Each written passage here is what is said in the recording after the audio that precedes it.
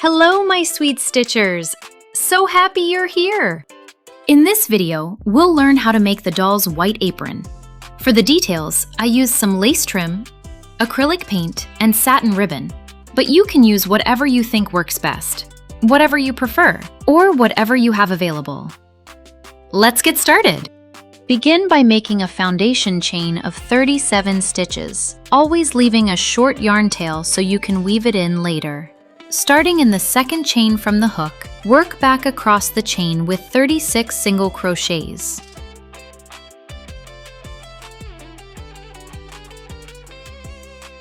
Turn the work and work back with only 9 single crochets.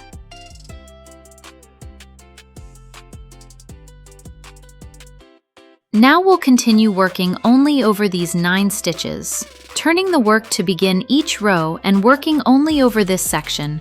The rest of the pattern is.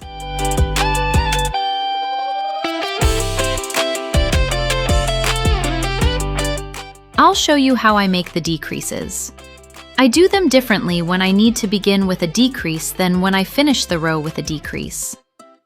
When I begin the row with a decrease, I skip the first stitch and make the single crochet in the second stitch, then continue with the remaining single crochets. On the other hand, when I finish the row with a decrease, I pull up a loop from each of the 2 stitches and make the single crochet by pulling through both loops together.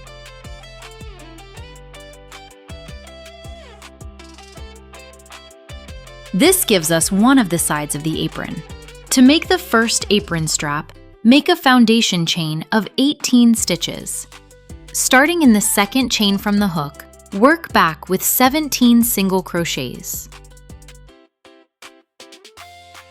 Attach this strap to the available stitch we have on the piece using a slip stitch.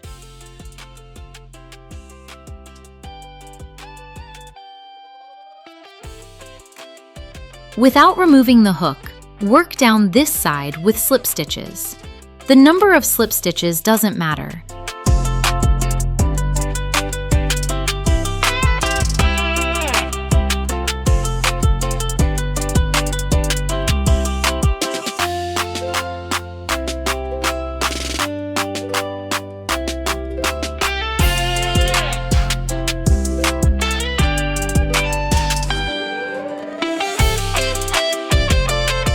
Just work up to the stitch we've already worked. Skip the next one.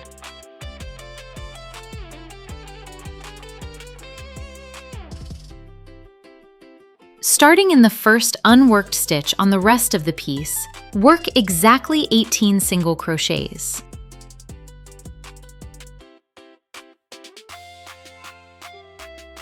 Turn the work to begin each row and work only over these 18 stitches, making the decreases as I've suggested or using whatever method you find most convenient. The pattern for working over these stitches is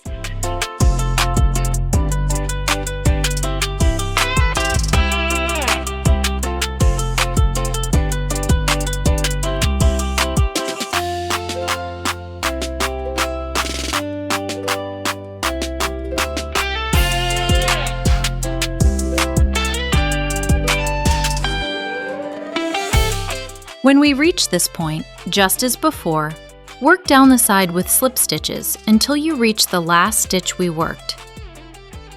Don't make the slip stitches too tight, otherwise the piece will start to curl.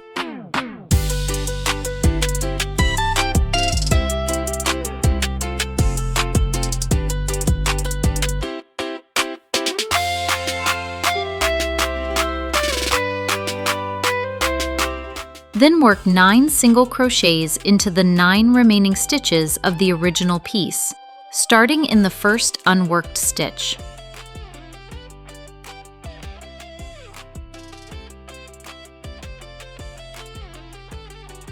Turning the work to begin each row, continue working to make the other side, just like this one, but over these 9 stitches.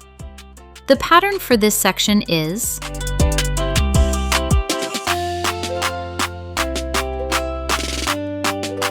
just as before, make a chain of 18 stitches.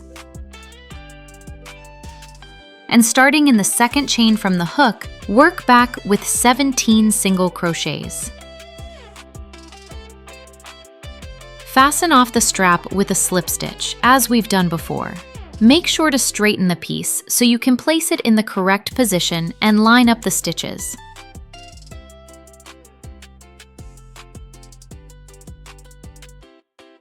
We won't make a chain to fasten off, so there won't be a bump that looks out of place. Simply cut the yarn, leaving it a little long so you can weave it in, and close the stitch.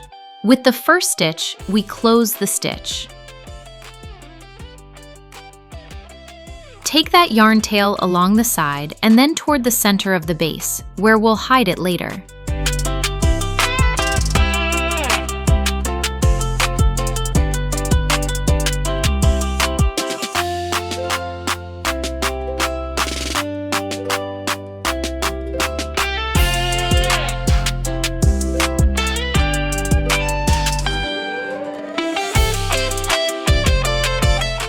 Leave the remaining yarn tail that we'll weave in. Do the same with the starting yarn tail, taking it along the base toward the center, approximately.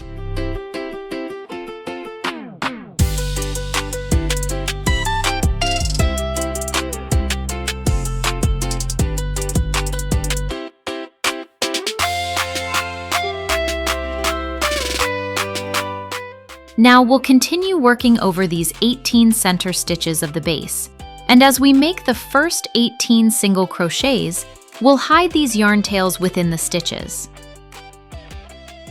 Find the 18 center stitches and work 18 single crochets into them, always leaving a little yarn tail to weave in through these stitches as well.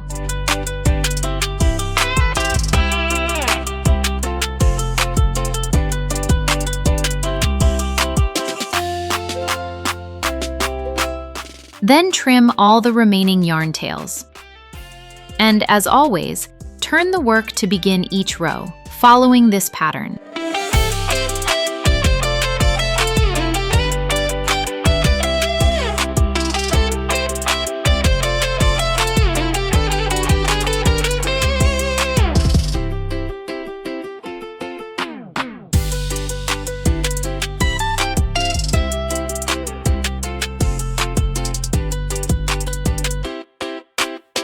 Before continuing, I recommend putting the apron on the doll, lining up the waist of the apron with the doll's waist. This way, we can see how much space the apron will take up on the dress and decide whether to add more rows of single crochets to make it longer or undo some rows to make it shorter.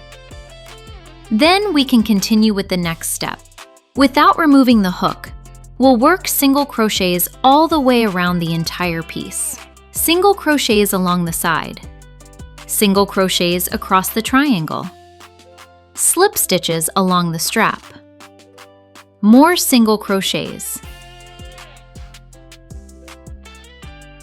slip stitches along the other strap, more single crochets, until we reach the other end of the base. Remember, work single crochets around the entire piece except on the straps where we'll work slip stitches.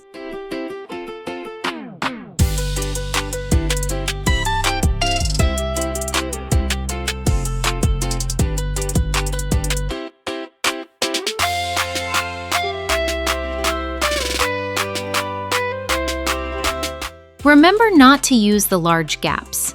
We must skip them or pick up the loop from underneath. Otherwise, we'll make the problem worse.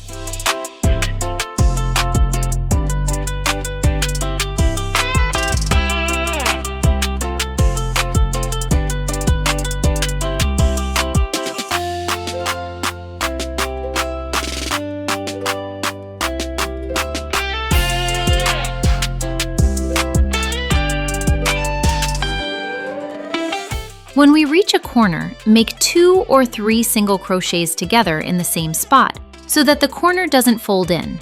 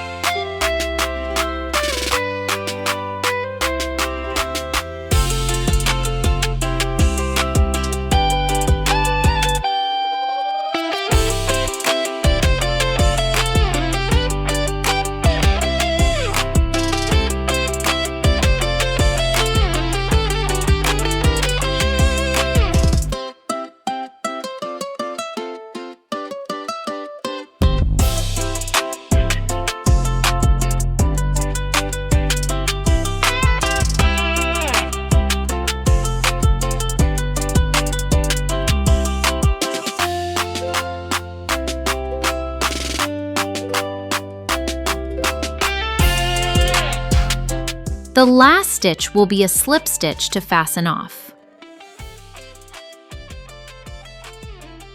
Close with a chain and cut the yarn long enough to weave it in.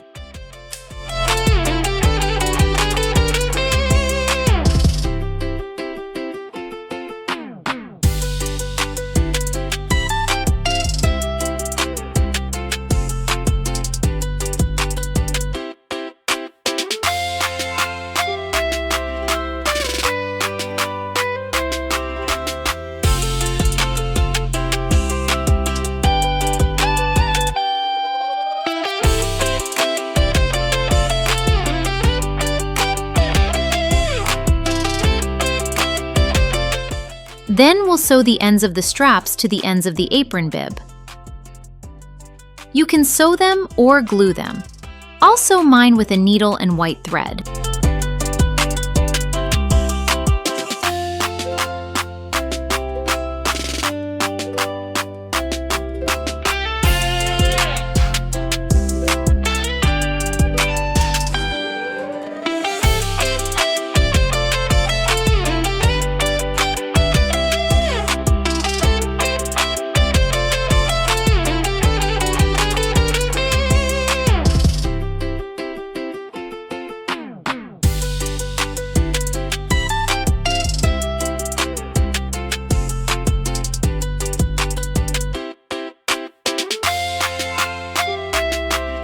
Let's see how we can add the details to the apron. In this case, I've made green crochet squares that I sewed onto the apron, and then added a few red stitches. The stitches, both for sewing and for embroidering in red, should be made through the loops on the side we're working on, without passing the needle through the apron, so it doesn't look messy on the other side. Although this will be unavoidable when making the crosses. I made the squares with a chain of 8 stitches, and starting in the second chain from the hook, worked back with 7 single crochets, then continued making rows of 7 single crochets until I had a square. This is what I did in the design sketch, and I feel like it looks a little too bulky. So for this other piece, we'll use the option of painting the details so you can see the difference and choose whichever option you think works best. For painting, I use acrylic paint, in this case craft acrylic paint, but it doesn't matter whether it's intended for fabric or any other surface. Acrylic paints become a sort of rubber once they dry, and nothing will remove them from the fibers of the material. We need to make 3 diamonds, and I recommend starting with the one in the middle, so it can serve as a reference for the other 2. We take the center into account, and leaving a couple of rows after the waist, we begin to draw the diamond we're going to paint. And then fill it in with paint. I'll use a different shade from the green of the socks, but you can use whichever color you prefer. Once we have the first diamond, we mark the center of the space between the diamond and the side of the apron. Then we mark the top and bottom points, following the line of the previous diamond so they match in size. Then we mark the outer points, following the width of the previous diamond. And then we connect the points and fill it in. There's no room for error here because it can't be cleaned off. So if you don't feel comfortable doing it this way, it's better to draw the diamonds with a pencil first and then paint them.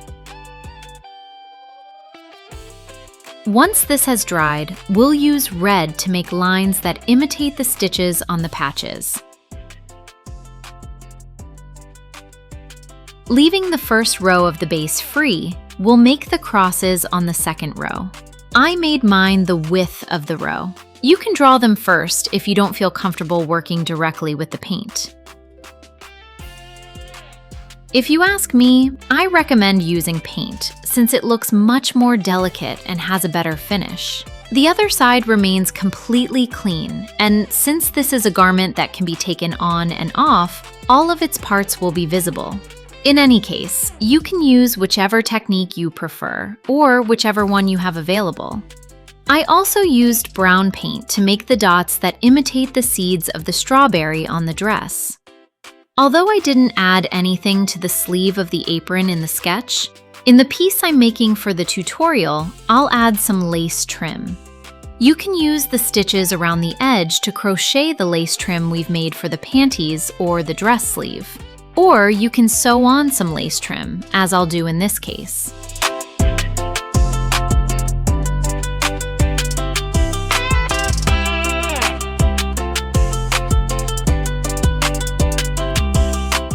For the bow at the back, as I explained in the materials module, I used satin ribbon. We sew or glue the ends to the outer ends of the sides on the back. You can make the ribbons with crochet, but over time they will lose their shape and won't look good. Besides, you can't make a delicate bow with them.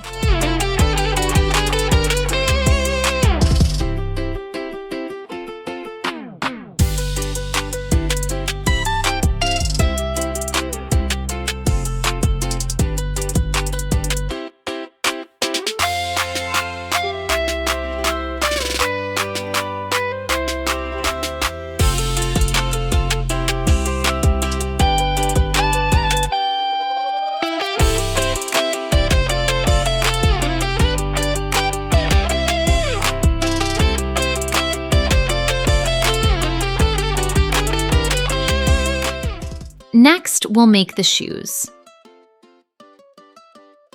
But for that, we'll go to the next module of the course. All right, my sweet stitchers, that's it for today. Thank you so much for watching, and I'll see you in the next one. Bye!